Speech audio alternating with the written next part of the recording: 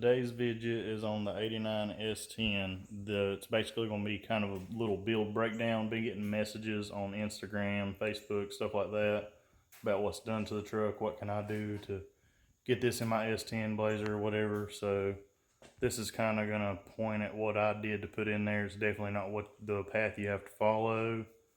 It may help you, may not. It's what I've done. The story of the truck, I've had it for 12 years. Got it when I was 16. So it's a cool little truck. It started off as a 4.3. Had it slammed.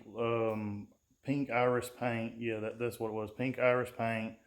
Cow hood. Still the same cow hood, actually. Look at the pink. Look at that pink. But it had its nickname Pinky. So it was a good looking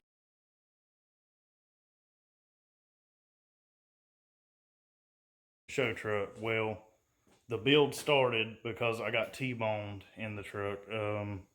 Lady ran a red light and just creamed me going through it, spun me around into a telephone pole, hit a telephone pole on the driver's side. So the truck was totaled out. I was a little mad about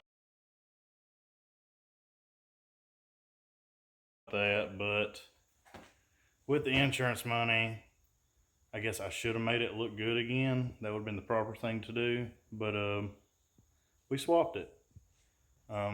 It's the funner thing to do, at least. So lay it T-bone me.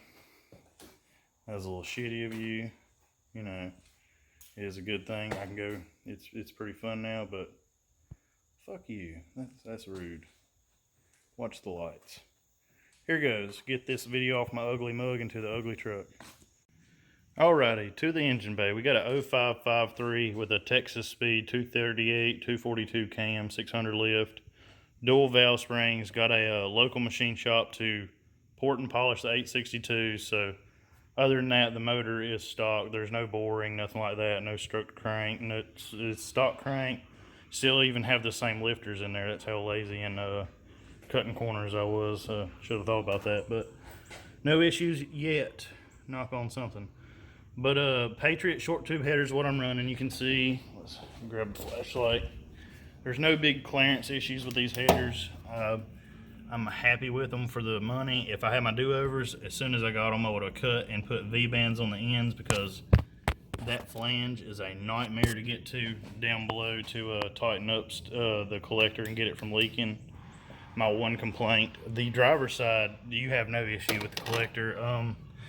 Didn't have to do anything to the steering shaft, no denting of the tubes, anything like that. It fits real good. See, you can't even see mounts in this thing. It's just so all shoved in here, but let's go see if we can get to some mountage. Yeah, you can barely see them, but I'm running current performance wiring slider, adjustable mounts. That's what's in there. That's a terrible view, but you'll have that. Suspension wise is just upper control arms from Speedway Motors, just G-body control arms, and then Viking coilovers, dual adjustable Viking coilovers. That's what makes this thing wake up in the suspension department. Other than that, nothing's really going on. My fogger kit I got off of Facebook Marketplace, kind of pieced that together, and then got my purge kit off of eBay. Trying to do it cheap as I can with not skimping out. I just hold the flashlight. Superior radiator. It's an 800 horsepower rated radiator. I could have skimped on that. People run Dodge Intrepid fans with a 4.3 radiator and have stock 5.3s in their trucks and do not overheat or anything like that. So that's one area you can skimp that I did not. I've kind of bought a couple things for horsepower that I might be able to make when I can afford it later on in life. So I'd rather buy once and not have to buy it twice. We'll see if I actually have to put it to the test. It works great though, fits great, looks great. Summit Racing, brake proportion valve for the rear, and then a line lock kit. I finally got that ironed out and figuring out how to work those. It works really well. I got some pretty good stopping power in the back brakes, and the line lock's good for doing my burnies or whatnot. Wiring harness. I'm running a stock truck wiring harness, 99 to 02 Tahoe, Silverado, you know, Yukon. That generation Vortec wiring harness. I just reworked and I simply followed the directions from lt1swap.com. Before this, the biggest thing I'd wired up is like some fog lights or radio, so I was not wiring savvy, but I followed this. It helped me a lot. It made me understand, so it's pretty cool. I think that's about it for under the engine bay. Let's see. Oh yeah, one other thing to get this thing in here. We put it in here with the truck oil pan. It just hung a little low. Did not need to notch it out, but I have tubed it. You can see right there, everything fits real nice and tight. But I welded some DOM tube in there just to give me a little bit of clearance. I'm running a Hummer H3 oil pan to get it up there. Like I said, you can run the truck oil pan, but it's just a little low. So the H3 oil pan, muscle car oil pan, it's all the same thing. So there's that. Running a TH400 transmission with a Hurst quarter stick shifter. Regular O'Reilly's GT steering wheel, O'Reilly Special. I've had that since I've had the truck just about. I've had this truck for 12 years. This is where the party goes, where I hide my materials. Out back, not the steakhouse.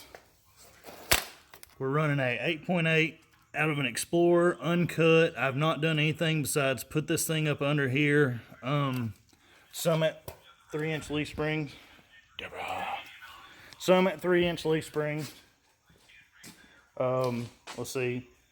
Jeg Star radials, or Jeg Stars with Mickey Thompson radials, street ETRs. As far as traction additives, I have nothing. Just Summit leaf springs. I ordered some slapper bar traction bars. You know, the $40 cheap set. I'm gonna try to do something with them. There's the party sitting on the ground. It's hiding. We'll get her filled up. The Jegs wheels, you can see, uncut. You have some poke on these things. That's what the 8/8s fit like, uncut. So there's that.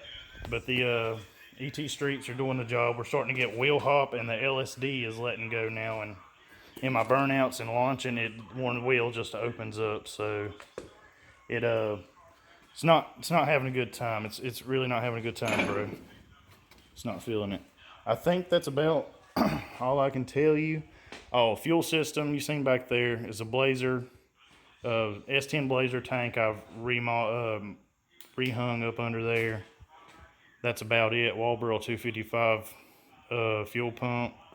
Gonna upgrade that later on. It's doing the job right now for the nitrous kit and the truck, holding a steady 60 psi. So that's good for me. That's about it on the build. Got a couple cool things coming up. The next video will be me doing the LSD rebuild, putting new clutches in there. And if I take a video on it, we'll see. Ain't been in the mood lately. And I got a little bit of, may have some boost coming this winter, so stick around for that. It's gonna be pretty cool if I can make that happen, because we're gonna spray on top of it too. We're gonna party hard until we blow this up and then put the 6.0 in there. But that's gonna be it.